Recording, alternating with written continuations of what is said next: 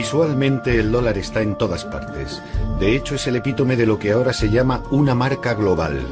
Un billete de $20 se reconoce inmediatamente en cualquier parte del mundo. Psicológicamente representa mucho más que una moneda. Se ha convertido en el símbolo universal del enriquecimiento. Piensen en todos los libros y películas con la palabra dólar en su título. Económicamente, el dólar está en el corazón de todo. Para algunos representa la eficacia económica de Estados Unidos, para otros simboliza el imperialismo americano. La fortaleza de la moneda de un país depende de la fortaleza de su economía. Cuando el dólar estornuda, el mundo se resfría. A continuación conoceremos la historia del dólar, una de las sagas económicas más extraordinarias del mundo moderno, narrada por las personas que mejor lo conocen, que han formado parte de su evolución o lo estudian como meros observadores. Esta es la historia de cómo el dólar llegó a convertirse, en menos de 2 siglos, en la moneda de todo el planeta. Pero ¿seguirá el dólar su avance triunfal o el mundo cambiará y con él el destino del dólar americano?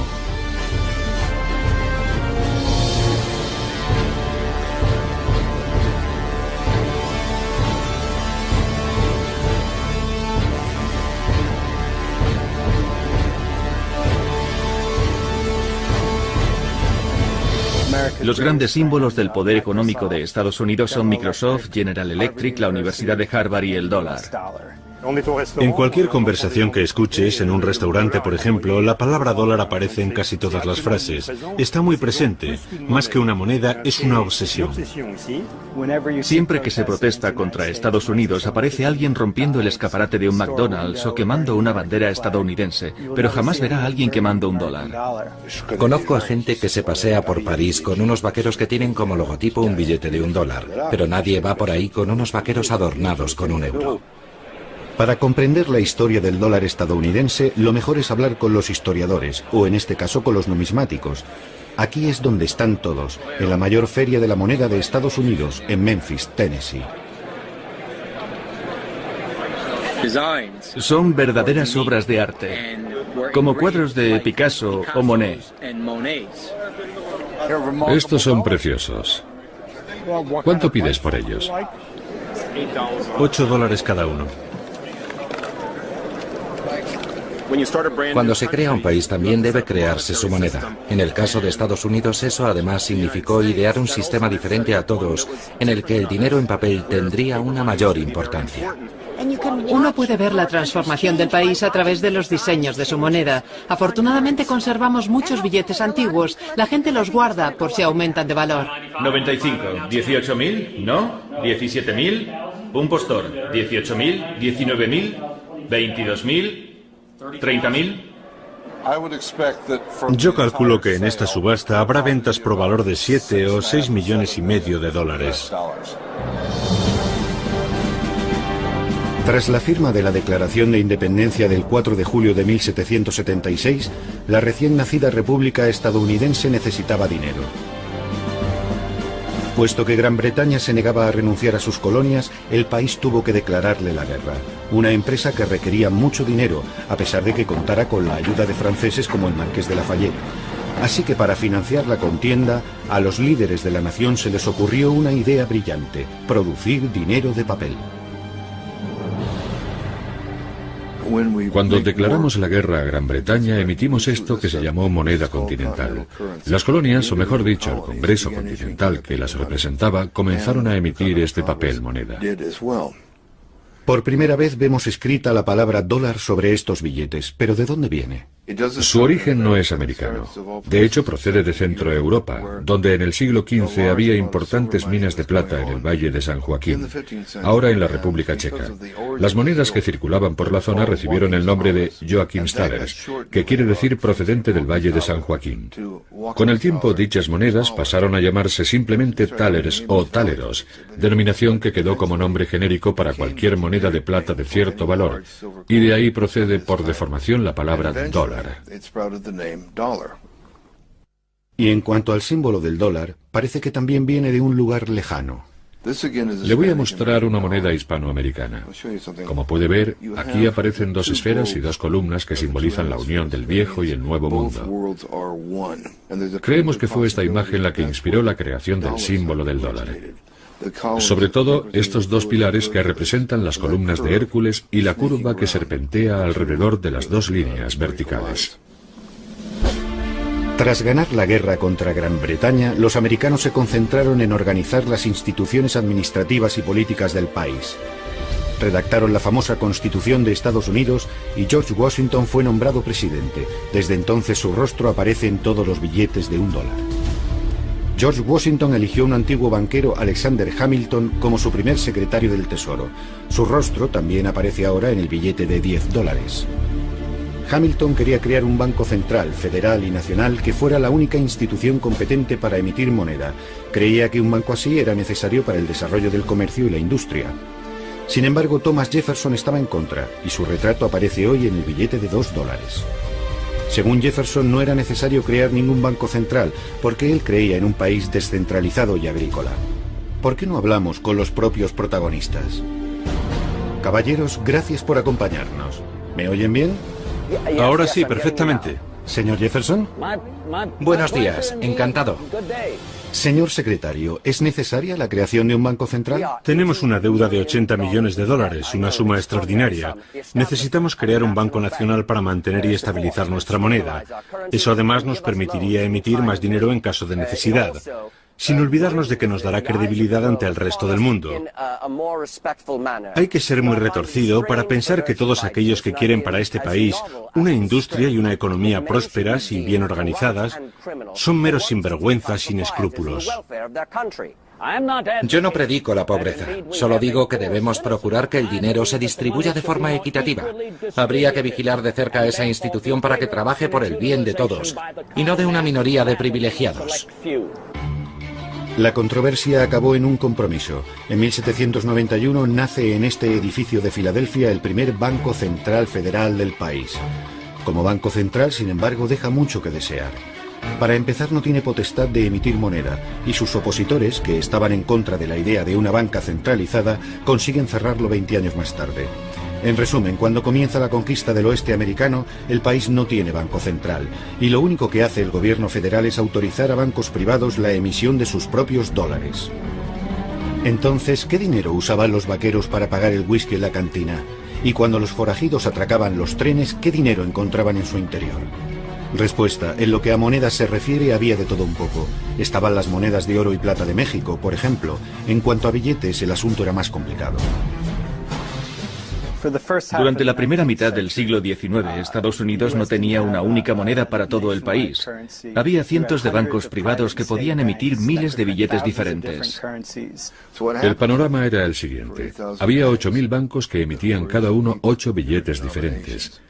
Así que teníamos cientos de miles de billetes distintos. Si a eso le añadimos una población que jamás veía un documento impreso, aparte de la Biblia, ¿cómo podían saber qué dinero era bueno? En 1860 había unos 10.000 tipos de dólares distintos en circulación. Fueron buenos tiempos para los falsificadores, sobre todo para los malos.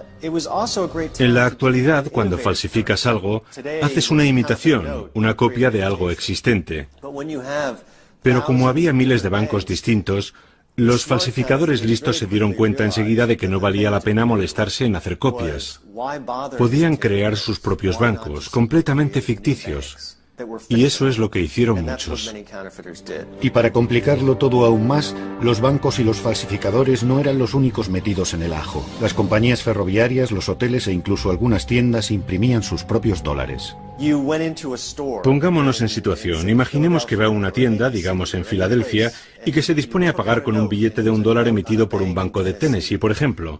En ese momento comienza el regateo con el tendero para establecer cuánto vale ese billete. Usted diría, por supuesto, que su valor es de $1, pero él argumentaría que no, que ese banco tiene muy mala reputación y que como mucho ese dólar solo vale 50 centavos. ¿Se imagina cómo sería hoy si cada vez que vamos a una tienda tuviéramos que llegar a un acuerdo en la caja acerca de lo que vale la moneda que queremos usar? Sería ridículo. La situación estaba totalmente fuera de control cuando estalló la Guerra Civil, en la que los unionistas del norte se enfrentaron a los confederados del sur. La Unión no tenía dinero, pero debía pagar a sus soldados, así que tuvo que recurrir a otro tipo de financiación. La solución más sencilla cuando un país no tiene dinero es fabricarlo. Así que igual que George Washington un siglo antes, en 1863 Lincoln decide reorganizar todo el sistema. Le oigo, señor, y es un gran placer charlar con usted hoy. Los días en los que cualquiera podía emitir moneda han acabado. Bueno, es necesario estandarizar la moneda. Y se debe hacer de la mano de un gobierno central y un banco central. Y la única forma de conseguirlo es emitiendo una moneda creíble para el pueblo americano, donde figure el gran sello de Estados Unidos con su águila impresa, para que así todo el mundo sepa que tenemos una única moneda y que puede confiar en ella. A partir de aquel momento solo habrá una autoridad con capacidad para emitir moneda, el gobierno federal. Emitieron un billete que enseguida recibió el nombre de greenback o verde. El nombre greenback viene del hecho de que estos nuevos billetes estaban también impresos por detrás y en color verde.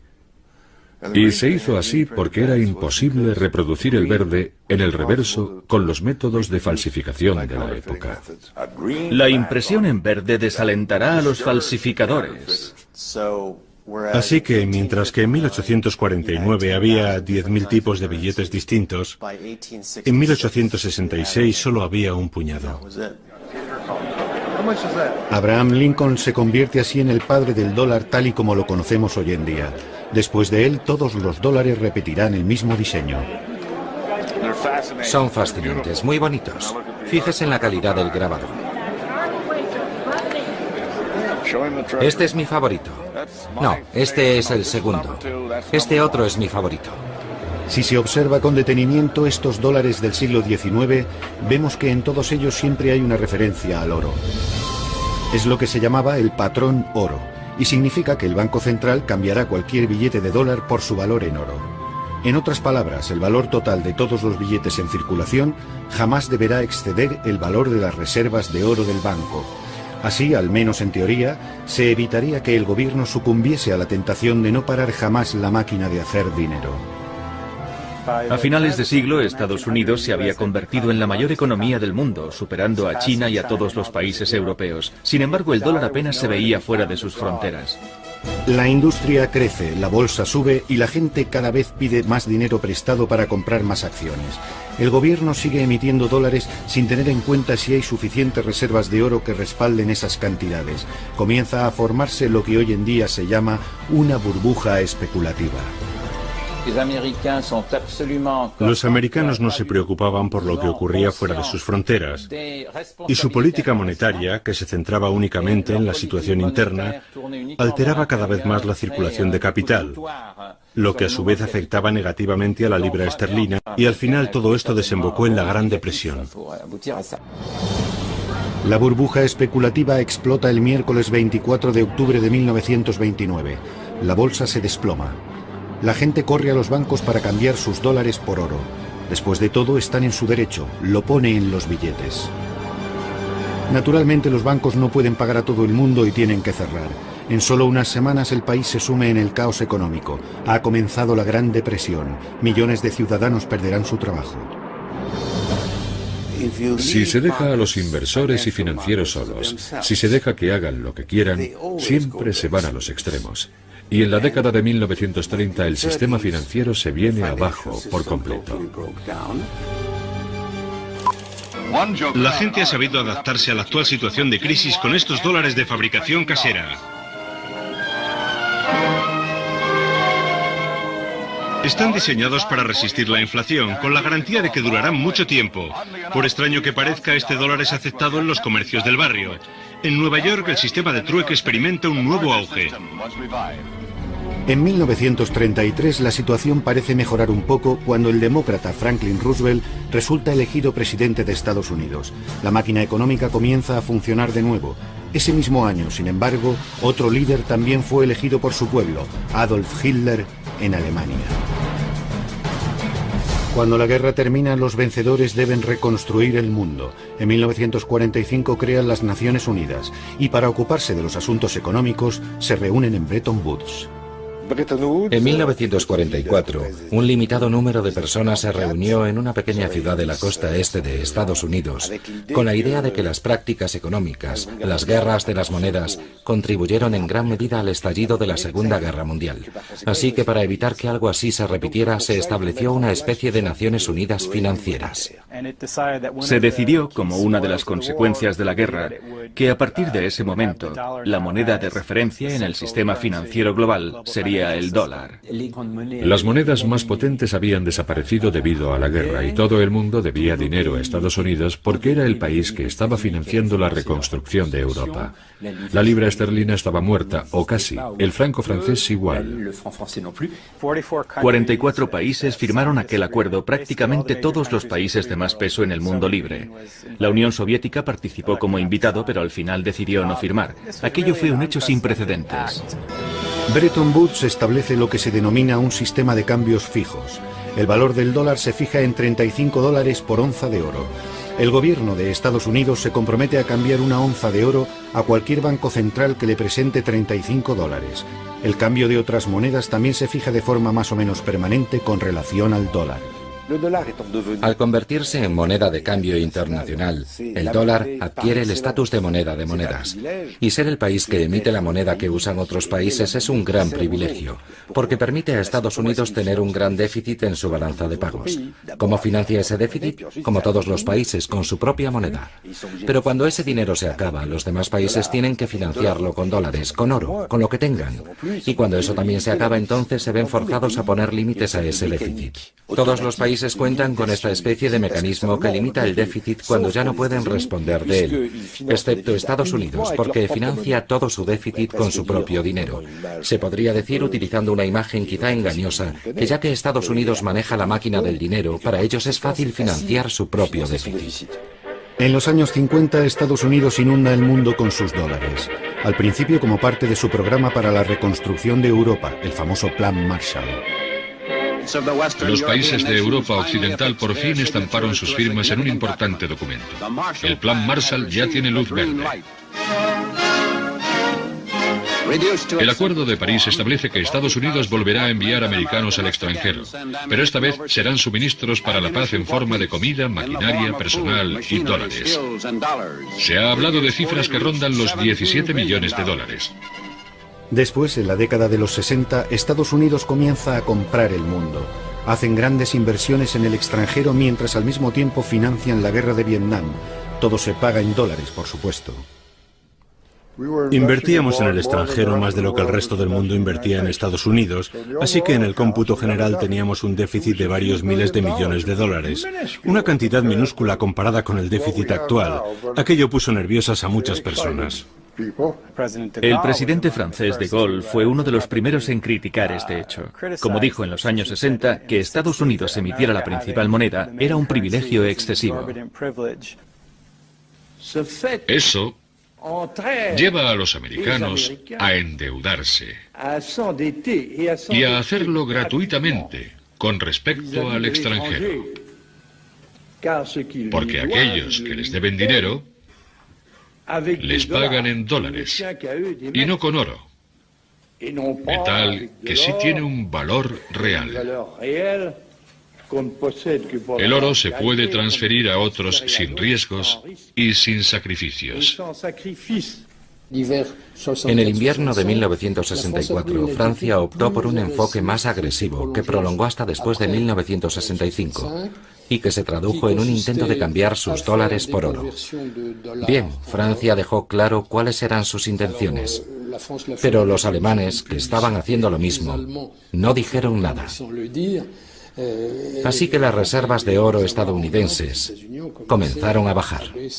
Habíamos emitido tantos dólares que solo podíamos responder del 20% de toda la moneda que guardaban los bancos centrales. El miedo era que la pérdida de confianza en la economía americana provocase el pánico bancario y que todos los países corrieran a cambiar sus dólares por oro al mismo tiempo. Estados Unidos no podría responder a la demanda de oro y eso daría lugar a otro gran desastre económico. El general de Gaulle decidió retirar las reservas de oro francesas de la Reserva Federal. Se trataba únicamente de un asunto técnico, pero produjo un gran revuelo político.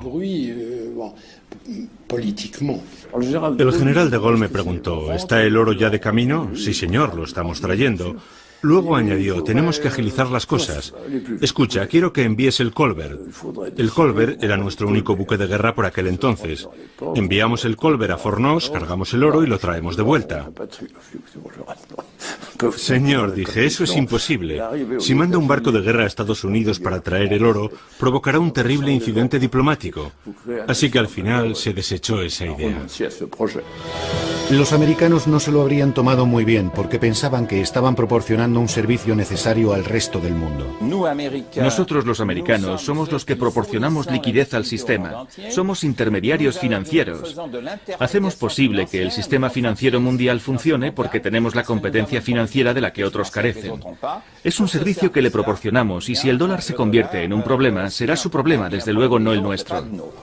Han escuchado una alusión al famoso comentario hecho por el secretario del Tesoro John Connally a una delegación de europeos que se quejaban de su política monetaria. El dólar es nuestra moneda, pero es vuestro problema.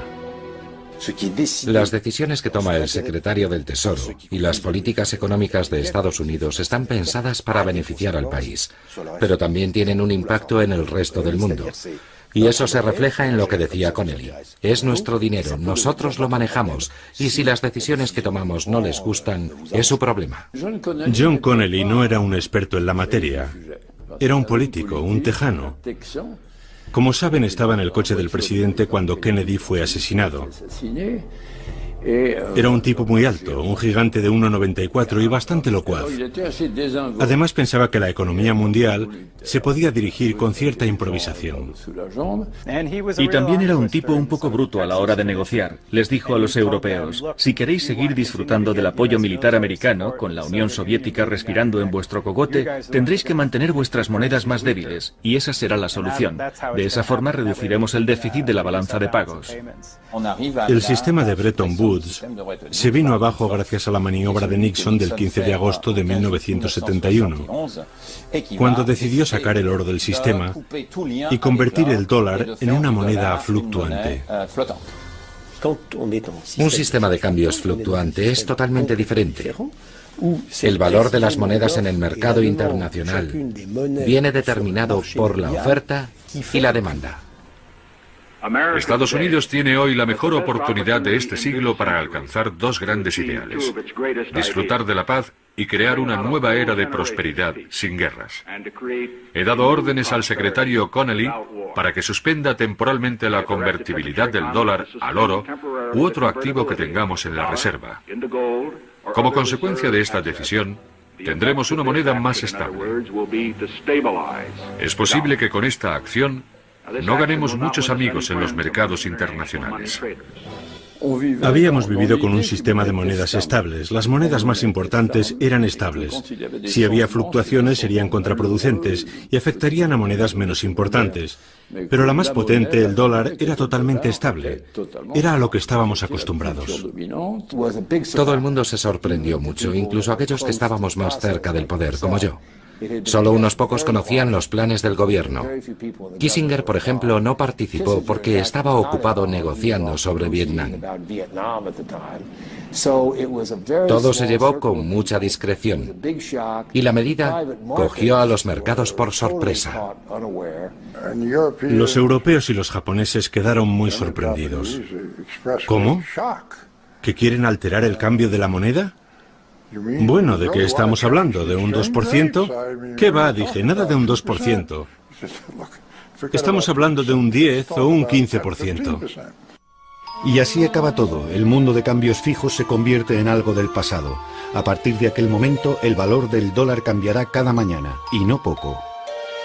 Imaginemos las fluctuaciones del dólar desde 1971 como un viaje en una montaña rusa. Las cimas y los valles de nuestra montaña rusa virtual reproducen las subidas y bajadas en la cotización del dólar.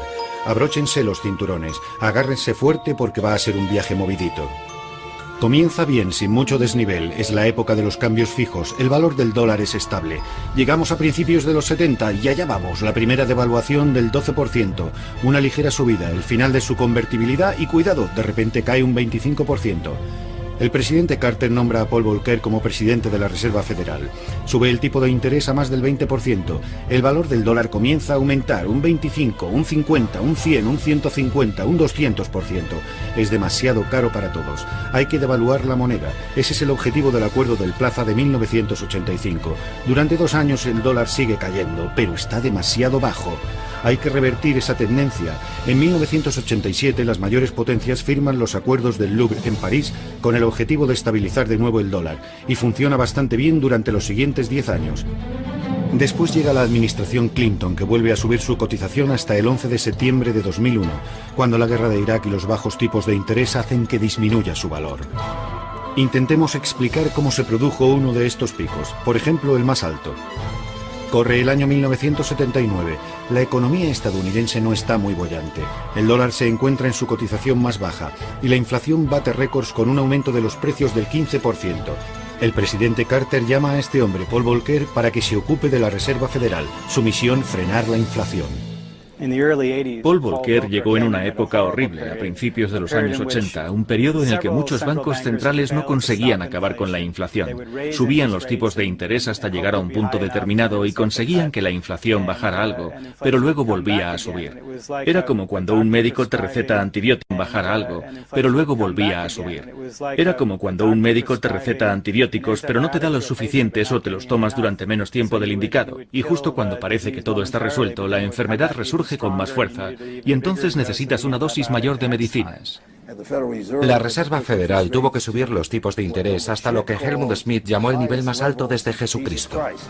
Los bancos centrales tienen una gran arma para acabar con la inflación, y es el tipo de interés, el interés al que se presta el dinero en un país determinado. Los bajos tipos de interés estimulan la economía, pero también producen inflación. Por otro lado, cuando los tipos de interés son muy altos, la economía se lentifica y la inflación disminuye. El truco está en encontrar la medida justa. Por aquella época había una inflación bastante alta. Así que mi prioridad era frenar la inflación. Pero para conseguirlo, también había que hacer algo con respecto a la debilidad del dólar. De modo que desde 1981 hasta 1985, el dólar sube de forma constante mientras la inflación baja y la economía se lentifica cada vez más. Mientras tanto, la población sufre. Nadie puede hacer frente a unos tipos de interés del 20%. Los constructores estaban particularmente molestos, sobre todo porque el periodo anterior había sido bastante bueno para ellos. Así que, medio en broma, medio en serio, comenzaron a mandarme ladrillos a mi oficina. La gente le culpaba de sus problemas. Le paraban por la calle, le ponían un dedo en el pecho y le decían: usted es el culpable de que mi padre haya perdido su trabajo. O por su culpa no podemos vender nuestra casa. En 1984 el dólar está tan alto que los gobiernos deciden que ha llegado el momento de intervenir. Se organiza una cumbre internacional en el Hotel Plaza en Nueva York. Para los europeos la moneda estadounidense resultaba demasiado cara. No podían pagar en dólares las zapatillas Nike, los tractores Caterpillar o simplemente los barriles de petróleo. Todos esos productos eran demasiado caros. La única solución al problema era llegar a un acuerdo monetario o recurrir a medidas proteccionistas. Y ante la amenaza de un resurgimiento del proteccionismo, los estadounidenses se dieron cuenta de que tenían que llegar a un acuerdo con los demás países. Entonces la comunidad internacional decidió debilitar el dólar. Habría otros picos en los años siguientes, pero la montaña rusa jamás alcanzaría aquellas cotas. Casi todos los picos coinciden con grandes crisis internacionales: la crisis de la deuda mexicana, la crisis financiera asiática, el colapso económico de Argentina, la burbuja de las .com. Teniendo en cuenta todas estas turbulencias y los altibajos a los que se enfrentaron los pasajeros, cabe preguntarse: ¿hay alguien al volante? Es decir, ¿quién controla el dólar en Estados Unidos? La Reserva Federal es el Banco Central de Estados Unidos. Y nuestro objetivo es comparable al del Banco Central Europeo o el Banco de Francia antes del euro, por ejemplo. Nuestro trabajo es favorecer la estabilidad de los precios y un crecimiento sostenible de la economía, además de mantener el sistema financiero lo más estable posible. El sistema de Reserva Federal está compuesto por 12 bancos, cuyos accionistas son los sucesores de aquellos grandes bancos locales del siglo XIX que recibieron permiso para emitir sus propios dólares. Esto convierte al Fed en algo singular, porque es prácticamente el único banco central del mundo que no es público, sino privado. Los bancos del sistema de la Reserva Federal, como este de Nueva York, están en manos de los bancos comerciales. Son propiedad de los miembros del sistema de la Reserva Federal. Pero debido a su organización, el gobierno es muy estricto y vigila su funcionamiento muy de cerca. El término que se utiliza es algo técnico, pero se podría decir que somos instrumentos del gobierno federal. Aunque seamos empresas privadas, el gobierno supervisa nuestro funcionamiento. Para producir billetes, el Fed tiene su propia impresora, la Oficina de Grabado e Impresión en Washington, que es una agencia gubernamental. Emitimos unos 8.000 millones de billetes al año, lo que supone unos 750 millones al día. Este lugar es tan importante para los estadounidenses que hay una pasarela desde donde los visitantes pueden ver toda la zona de impresión. En cuanto a las máquinas, no parecen muy nuevas. Algo que no nos sorprende dado que el dólar no ha cambiado de tamaño ni color desde 1929.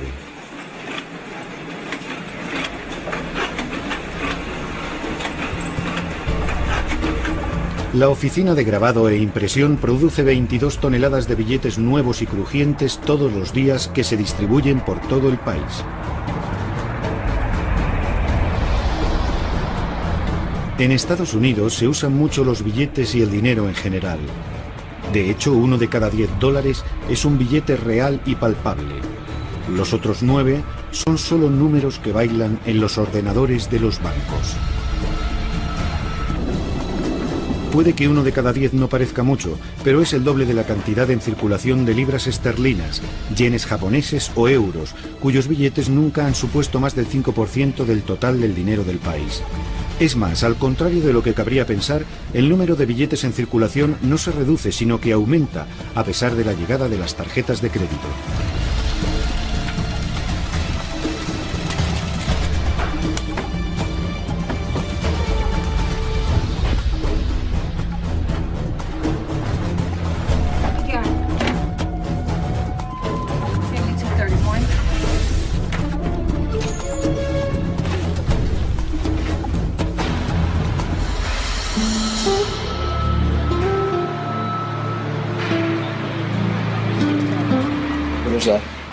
El ciclo de transporte y procesamiento es constante. En un mes, decenas de miles de millones de dólares fluyen por el sistema.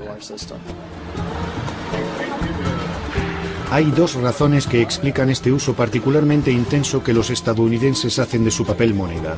La primera es exclusivamente interna. Aproximadamente el 15% de las familias americanas no tienen ninguna cuenta bancaria.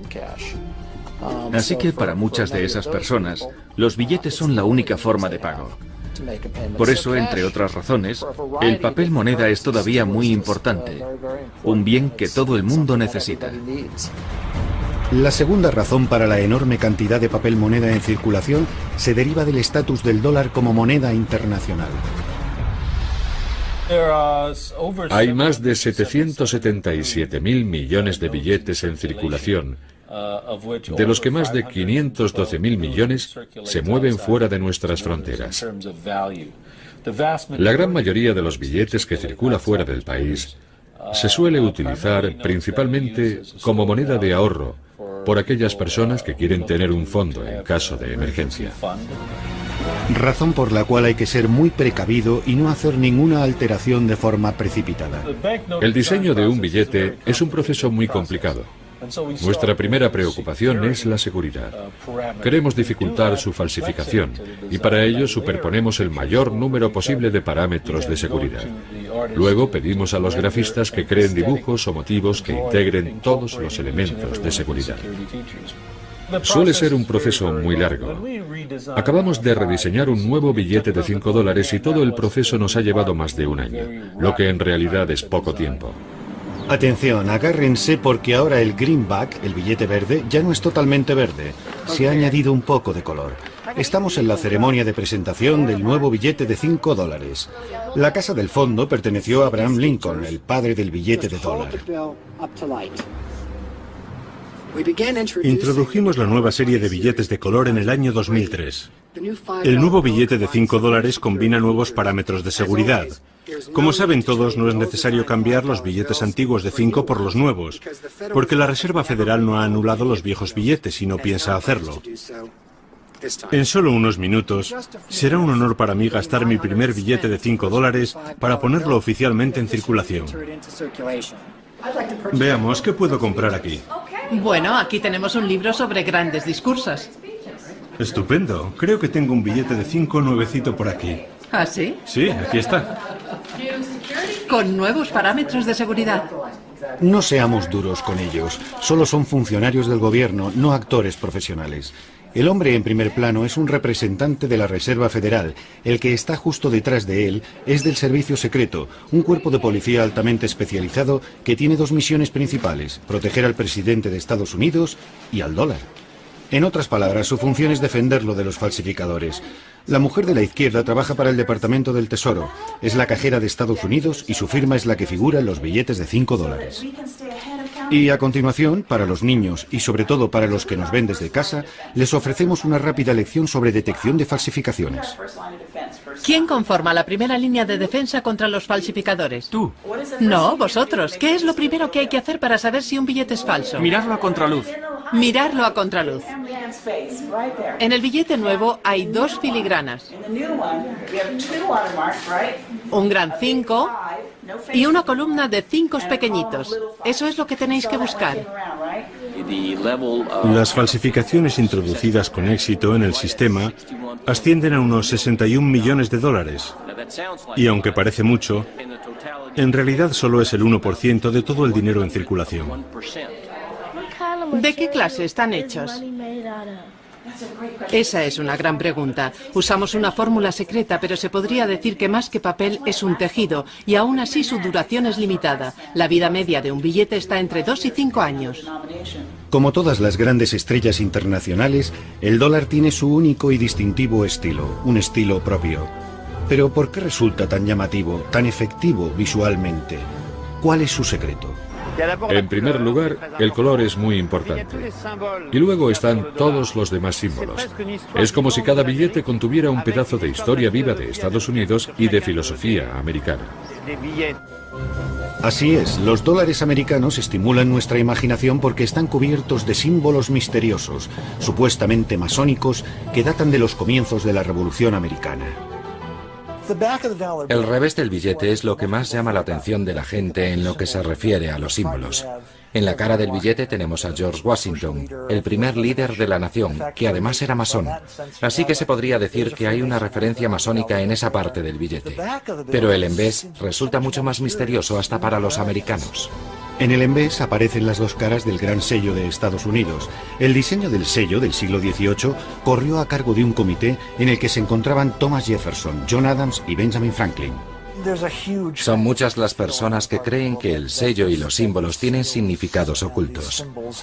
Muchos cuentan las plumas del águila. Son 33. Según los partidarios de las teorías conspirativas, 33 es el número exacto de grados presentes en el rito masónico escocés. El rito antiguo y aceptado, bastante conocido en Estados Unidos. También hay personas de ideología de extrema derecha que ven en esta coincidencia implicaciones siniestras. Incluso pruebas de una gran conspiración de la élite para hacerse con el dominio del mundo. Sin embargo, entre los 56 hombres que firmaron la Declaración de Independencia, solo 9 eran francmasones. George Washington y Benjamin Franklin, por ejemplo, pero no así Thomas Jefferson o John Adams.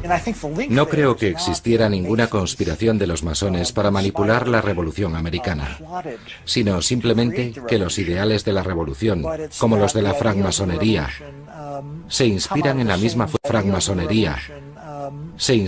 misma fuente filosófica, el siglo de las luces.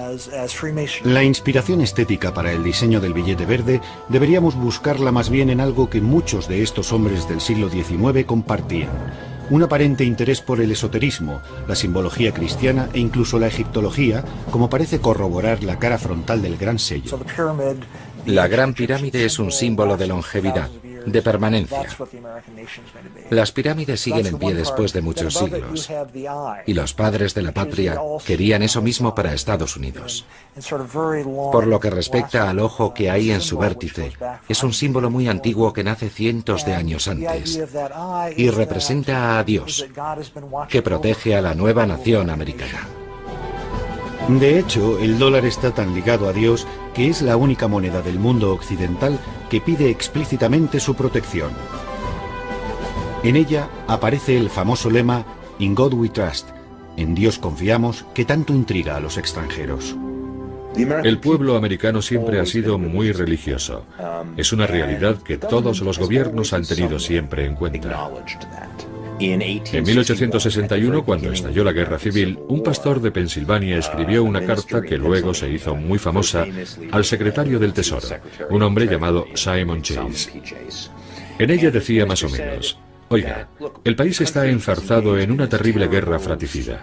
Es evidente que necesitamos ayuda de la divina providencia. Necesitamos la ayuda de Dios, de modo que le pidió que apareciera el nombre de Dios en alguna parte. El secretario del Tesoro encargó a un funcionario que escribiera varios lemas, aunque ninguno de ellos era el actual. Se los mandó a Chase y este, después de estudiarlos, propuso el que acabaría inscribiéndose en los billetes: "En Dios confiamos". A finales de la década de 1930 comenzó a aparecer en todas las monedas estadounidenses, y en 1957 también estaba en el papel moneda. Primero en el billete de $5 y más tarde en todos. Así que ahora, algo más de 50 años desde que apareciera por primera vez en los billetes, no solo está en todas las monedas y en todo el papel moneda, sino que además es el lema de la nación. Como nosotros solemos decir, solo nos fiamos de Dios. Los demás deben pagar en efectivo. El verdadero dólar, sin embargo, el que tiene mayor influencia, no es el billete verde. El verdadero dólar es el electrónico, el que solo existe virtualmente en los ordenadores de los bancos y se puede transferir de forma instantánea a cualquier lugar del planeta desde salas como esta. Estos ordenadores se usan solo para comprar y vender dólares las 24 horas del día, los 7 días de la semana, en nombre de grandes empresas, instituciones financieras, inversores o meros especuladores. Ahora están a 45. Entonces, ¿doy la orden? Tengo 2 peticiones de venta a 50. Sí, el petróleo ha alcanzado su límite. Es increíble cómo la gente está a la caza del euro. ¿Quiere recoger beneficios? Está bien, entonces intervendré si la cotización llega a 75. Lo retendré hasta las 3. Adiós. Esos botones con comprar y vender escritos encima son los que determinan el precio del dólar. El trabajo de un agente de bolsa es apretar o no uno de estos botones. Pero ¿cómo se toma esta decisión? Lo importante aquí son las diferencias de tipos de interés entre los países. Eso es lo que atrae al capital. Por eso el dinero sale o entra de los países. Así que lo que buscamos son indicaciones de que el tipo de interés va a cambiar. ¿Y cuál será la diferencia entre los tipos europeos y los americanos, por ejemplo? Ese es el principio básico. Hoy, sin embargo, el mercado de divisas ha crecido hasta alcanzar tales proporciones que todos los días se compran y se venden entre 2 y 3 billones de dólares en todo el planeta. Y para mantener el mercado ahí arriba, los agentes de bolsa hace tiempo que se pasaron al piloto automático. Se trata de un sistema automático que te permite hacer transacciones sin que nadie intervenga. Se llama sistema automático integral. Los ordenadores hablan entre ellos y compran y venden, y así se pueden transferir miles de millones de dólares. Es asombroso. Ahora ya sabe lo que hacemos todo el día, mirar estas pantallas. Y el hecho de que todo el mundo esté mirando las mismas pantallas al mismo tiempo resulta determinante para explicar el comportamiento del mercado. Antes ocurría que no todo el mundo tenía acceso a la misma información al mismo tiempo. Ahora con Internet y con la rapidez del sistema, todo el mundo observa los mismos gráficos, todo el mundo conoce las últimas noticias, las declaraciones de los políticos y por eso, debido a que todos manejamos la misma información, reaccionamos de forma semejante y al mismo tiempo. Hay otro factor que quizá explique también la gran volatilidad del dólar en el mercado de divisas. La fluctuación de una moneda, al menos a corto plazo, viene casi enteramente dada por las sensaciones del mercado, si es expansivo o si tiene miedo. Es un reflejo de cómo se siente el mundo cuando se levanta por la mañana. Si está feliz, suele vender dólares. Si siente temor, suele comprarlos. Es algo totalmente irracional a corto plazo.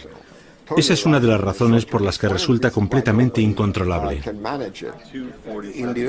Antes, el Fondo Monetario Internacional, el Banco Mundial y los bancos centrales eran los grandes protagonistas del mercado. Pero entonces el mercado creció y su influencia disminuyó.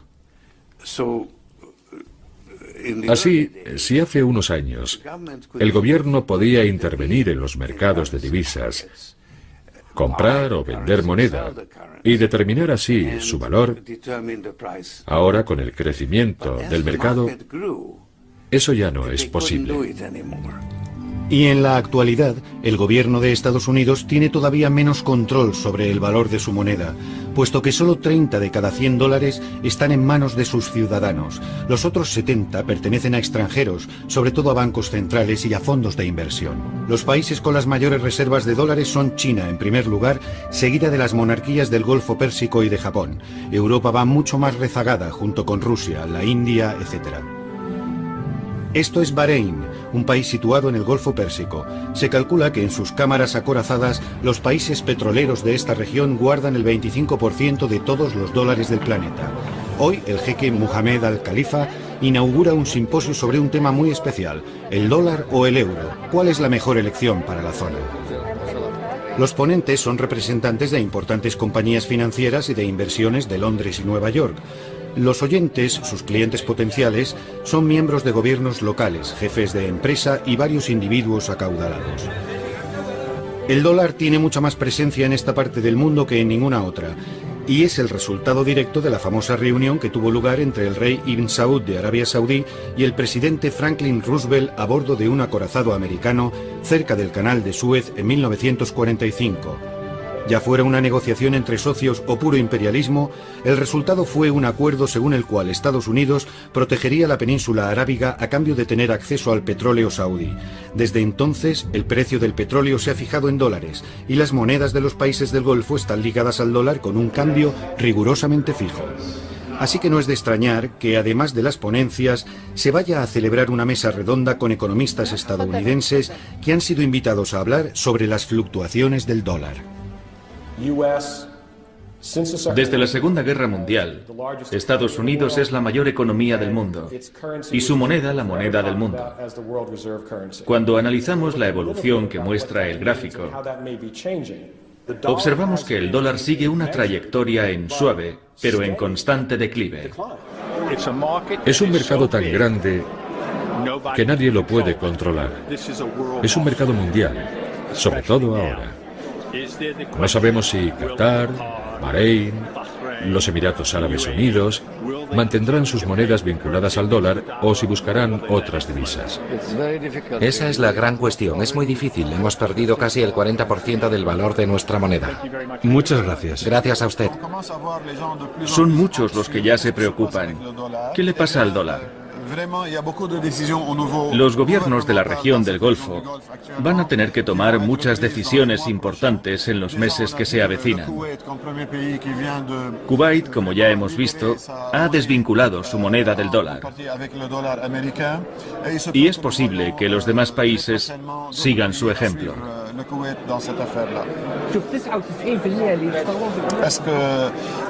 Este es el fin del dólar estadounidense. Ha sido un buen padre y todos sabemos que es muy doloroso perder a un buen padre. Pero eso no significa que vayamos a olvidarnos del dólar. Es posible que al final sean las fuerzas del mercado las que nos digan si será el euro o el dólar la moneda predominante, o quizá alguna otra. Los europeos y el mundo han estado obsesionados con el dólar durante los últimos 100 años por una razón muy simple. No había competencia. Eso ahora ha cambiado con la creación del euro. ¿Acaso la política de los últimos 10 años del Banco Central Europeo con sede en Frankfurt ha cambiado el paisaje monetario del mundo? ¿Está el todopoderoso dólar, el rey dólar, a punto de ser destronado por el euro? Creo que el euro tiene potencial para convertirse en el equivalente al dólar como moneda de reserva mundial o incluso para sobrepasarlo. Para los europeos es un éxito fenomenal. Si el euro fuera más agresivo o intentara ser más agresivo, probablemente desbancaría al dólar en poco tiempo. El euro no se creó para oponerse al dólar. No se creó como oposición a ninguna moneda existente. La ambición de Estados Unidos, y lo que voy a decir es una simplificación, es imperialista. Quieren ser la superpotencia del mundo. Nosotros no ambicionamos eso, no queremos gobernar el mundo. Ya lo hicimos en parte en el siglo XIX, pero ese ya no es nuestro objetivo. Y puesto que el euro rivaliza con el dólar sin querer o sin ser capaz de reemplazarlo por completo, ¿qué implica eso para el futuro del planeta? Creo que nos encaminamos a una situación en la que habrá un gran bloque norteamericano, un gran bloque chino, un gran bloque indio y quizá un gran bloque europeo. Y creo que con el tiempo es posible que el sistema evolucione hasta un punto en el que la función del dólar sea menos excepcional. Creo que sucederá de manera totalmente natural y será bueno para la economía mundial. Y la palabra final la tiene Paul Volcker, que ha sacado su bola de cristal para la ocasión. Haré dos afirmaciones. Una es que el mundo estará mucho mejor cuando solo haya una moneda única. Y dos, que no creo que viva para verlo. Ni siquiera creo que lo vea usted.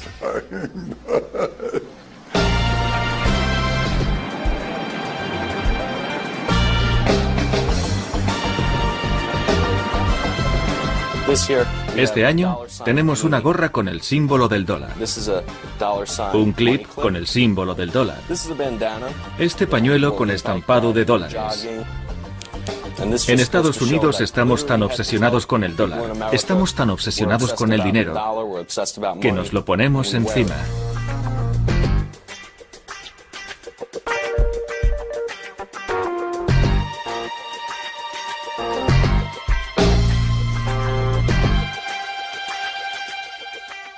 De 1776, la recién nacida República estadounidense necesitaba dinero. Puesto que Gran Bretaña se negaba a renunciar a sus colonias, el país tuvo que declararle la guerra. Una empresa que requería mucho dinero, a pesar de que contara con la ayuda de franceses como el Marqués de Lafayette. Así que para financiar la contienda, a los líderes de la nación se les ocurrió una idea brillante: producir dinero de papel. Cuando declaramos la guerra a Gran Bretaña, emitimos esto que se llamó moneda continental. Las colonias, o mejor dicho, el Congreso Continental que las representaba, comenzaron a emitir este papel moneda. Por primera vez vemos escrita la palabra dólar sobre estos billetes, pero ¿de dónde viene? Su origen no es americano. De hecho, procede de Centro Europa, donde en el siglo XV había importantes minas de plata en el Valle de San Joaquín, ahora en la República Checa. Las monedas que circulaban por la zona recibieron el nombre de Joachimsthalers, que quiere decir procedente del Valle de San Joaquín. Con el tiempo, dichas monedas pasaron a llamarse simplemente thalers o taleros, denominación que quedó como nombre genérico para cualquier moneda de plata de cierto valor, y de ahí procede por deformación la palabra dólar. dólar. Y en cuanto al símbolo del dólar, parece que también viene de un lugar lejano. Le voy a mostrar una moneda hispanoamericana. Como puede ver, aquí aparecen dos esferas y dos columnas que simbolizan la unión del viejo y el nuevo mundo. Creemos que fue esta imagen la que inspiró la creación del símbolo del dólar.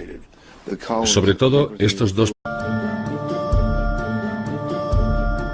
Visualmente el dólar está en todas partes. De hecho, es el epítome de lo que ahora se llama una marca global.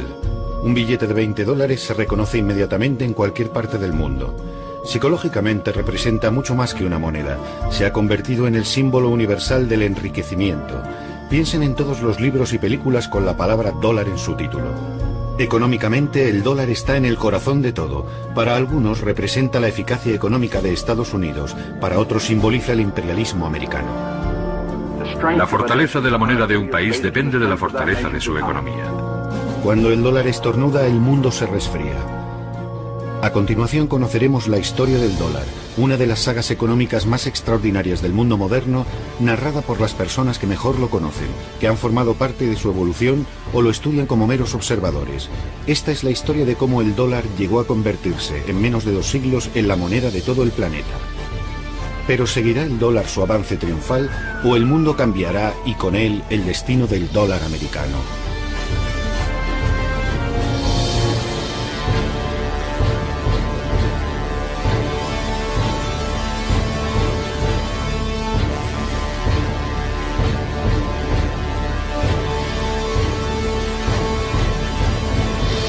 Los grandes símbolos del poder económico de Estados Unidos son Microsoft, General Electric, la Universidad de Harvard y el dólar. En cualquier conversación que escuches, en un restaurante, por ejemplo, la palabra dólar aparece en casi todas las frases. Está muy presente. Pilares que representan las columnas de Hércules y la curva que serpentea alrededor de las dos líneas verticales. Tras ganar la guerra contra Gran Bretaña, los americanos se concentraron en organizar las instituciones administrativas y políticas del país. Redactaron la famosa Constitución de Estados Unidos y George Washington fue nombrado presidente. Desde entonces su rostro aparece en todos los billetes de $1. George Washington eligió a un antiguo banquero, Alexander Hamilton, como su primer secretario del Tesoro. Su rostro también aparece ahora en el billete de $10.